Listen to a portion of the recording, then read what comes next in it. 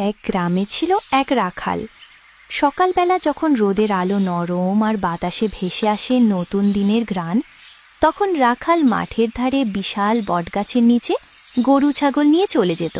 কখনো বাঁশিতে সুর তুলত, কখনো চোখে স্বপ্ন আঁকত সবুজ মাঠের দিকে তাকিয়ে। কিন্তু রাখালের মনে ছিল দুষ্টুমি। একদিন সে ভাবল, একটু মজা করা যাক। গাছের আড়ালে লুকিয়ে সে হঠাৎ চিৎকার করে উঠল, বাঘ বাঘ! তার চিৎকার শুনে গ্রামের মানুষজন দৌড়ে এলো, হাতে লাঠি, কারো হাতে কোদাল, মুখে উৎকণ্ঠা। কিন্তু এসে দেখে কোথাও কোনো বাঘ নেই। সবাই অবাক হয়ে তাকিয়ে দেখে রাখাল হাসছে, এটা নাকি তার মজা। এরপরও রাখাল বারবার এমনই মজা করতে লাগলো। বাঘ এসেছে বলে চিৎকার করত, আর গ্রামবাসীরা দৌড়ে আসত। ধীরে ধীরে লোকজন বিরক্ত হয়ে উঠল, বিশ্বাস করতে পারল না তার কথা।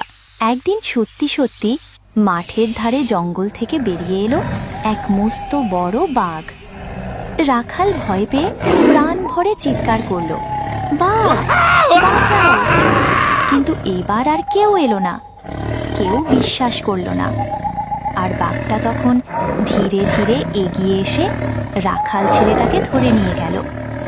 চারপাশের মাঠটা হয়ে উঠল নিস্তব্ধ। রাখাল বুঝতে পারল মিথ্যা গল্প বলার শাস্তি কতটা ভয়াবহ হতে পারে। বন্ধুরা, এই গল্প আমাদের শেখায়, মিথ্যা বারবার বললে সত্যিকারের বিপদে কেউ আর পাশে আসে না।